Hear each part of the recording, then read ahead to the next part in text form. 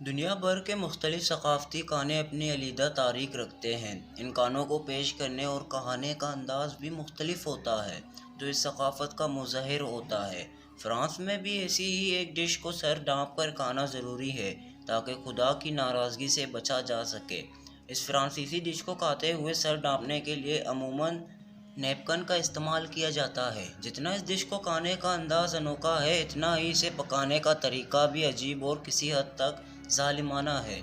یہ ڈش دراصل ایک چھوٹے سے پرندے اور ٹولن بینٹنگ سے بنائی جاتی ہے۔